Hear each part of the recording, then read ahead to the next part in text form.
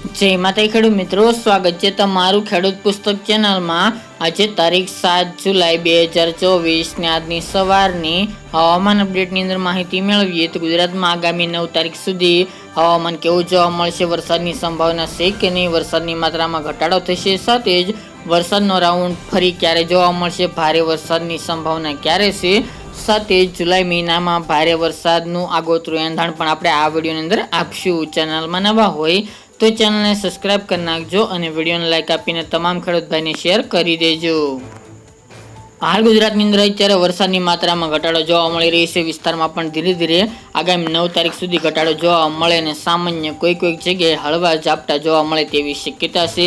આ ચોક્કસપણે દક્ષિણ ગુજરાતના વિસ્તારો અને મધ્ય પૂર્વ ભાગોની અંદર હજુ હળવા મધ્યમ વરસાદી ઝાપટા આગામી 9 તારીખ સુધી યથાવત જોવા મળશે, કારણ કે એક સાયક્લોનિક સર્ક્યુલેશન હળવી સિસ્ટમ દક્ષિણ ગુજરાત ઉપર સક્રિય છે, તેમજ એક ટ્રફ સર્જાણેલો છે દક્ષિણ ભારતના મુંબઈ સહિતના ભાગોની અંદર, જેના કારણે દક્ષિણ ગુજરાતની અંદર વરસાદી માહોલ અમુક જગ્યાએ હળવા મધ્યમ જોવા મળી શકે છે, પરંતુ બાકીના વિસ્તારની અંદર ગુજરાતમાં વરાપનો રાઉન્ડ જોવા મળશે, ક્યાંક હળવા ઝાપટા પડી શકે છે, બાકી અમુક વિસ્તારની અંદર વાદળછાયું વાતાવરણ જોવા મળશે, તેની સાથે અમુક જગ્યાએ વરાપનો રાઉન્ડ તડકો પણ જોવા મળે તેવી શક્યતા આગામી 9 તારીખ સુધી જોવા મળી રહી છે। 9 તારીખ સુધી ગુજરાતમાં વરસાદની સંભાવના નથી। આ ઉત્તરના ભાગો, મધ્ય પૂર્વના ભાગો અને દક્ષિણ ગુજરાતના ભાગોની અંદર અમુક વિસ્તારની અંદર વરસાદી માહોલ જોવા મળે તેવું અનુમાન રહેલું છે। તે ઉપરાંત વાત કરીએ તો વરસાદની સંભાવના ક્યારથી જોવા મળશે, તો 9 તારીખથી ફરી ગુજરાતની અંદર વરસાદની માત્રામાં વધારો થતો જોવા મળશે અને વિસ્તારમાં પણ વધારો થતો જોવા મળે તેવું અનુમાન છે। હાલના અનુમાન પ્રમાણે જે બંગાળની ખાડીની સિસ્ટમ ગુજરાતને અસર કરવાની હતી તે અતિ ભારે વરસાદનું અનુમાન હતું, પરંતુ તેમાં હજુ સંજોગો ઘણા બધા જોવા મળી રહ્યા છે, એટલે કે હાલની અપડેટ મુજબ 9 થી લઈને 12 જુલાઈ વચ્ચે ગુજરાતમાં હળવી સિસ્ટમની અસર જોવા મળશે, એટલે કે ભારે વરસાદનું અનુમાન નથી, પરંતુ હળવા મધ્યમ કોઈક જગ્યાએ ભારે વરસાદ જોવા મળે તેવી શક્યતા રહેલ છે સિસ્ટમમાં ફેર થવાને કારણે। જેમાં વાત કરવામાં આવે તો 9 તારીખથી વરસાદની માત્રા વધી શકે છે, જેમાં વરસાદનું અનુમાન બોટાદ જિલ્લો, ભાવનગરના તમામ વિસ્તારો, અમરેલી, જુનાગઢ, રાજકોટ, સુરેન્દ્રનગર એટલા વિસ્તારની અંદર વરસાદની સંભાવના છે। દક્ષિણની વાત કરીએ તો ડાંગ, આહવા, તાપી, વલસાડના અમુક વિસ્તારો તેમજ ભરૂચ, નર્મદા, અમોદ સહિતના ભાગો, દાહોદ, ગોધરા, વડોદરા, છોટાઉદેપુર એ વિસ્તાર, મધ્ય પૂર્વના અન્ય વિસ્તાર જેમાં અમદાવાદ, ખેડા, ગાંધીનગર, મહીસાગર અને ઉત્તરની અંદર મહેસાણા, હિંમતનગર, ઈડર, વડાલી એ વિસ્તારની અંદર વરસાદની સંભાવના રહેલી છે। ત્યારબાદ 10 તારીખ દરમિયાન વરસાદના વિસ્તારોમાં ઘણો વધારો થતો જોવા મળી શકે છે, જેમાં ખાસ કરીને વરસાદની સંભાવના ઘણા વિસ્તારોમાં જોવા મળશે, પરંતુ ભારેથી ભારે વરસાદનું અનુમાન હાલની અપડેટ મુજબ જણાતું નથી, જેમાં સૌરાષ્ટ્રના તમામ વિસ્તારોની અંદર હળવા સામાન્ય વરસાદની સંભાવના છે।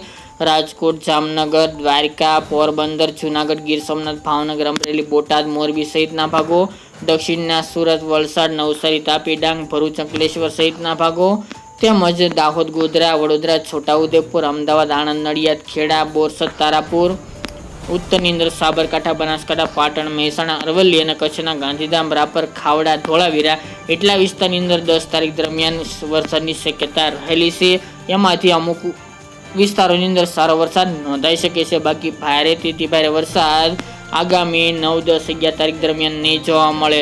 સિસ્ટમ હળવી હોવાને કારણે ગુજરાતના અમુક વિસ્તારને લાભ સારો મળી શકે છે, બાકી હળવા મધ્યમ સામાન્ય વરસાદ પણ જોવા મળશે। ચોક્કસપણે વરસાદની માત્રામાં અને વિસ્તારમાં વધારો થઈ શકે છે।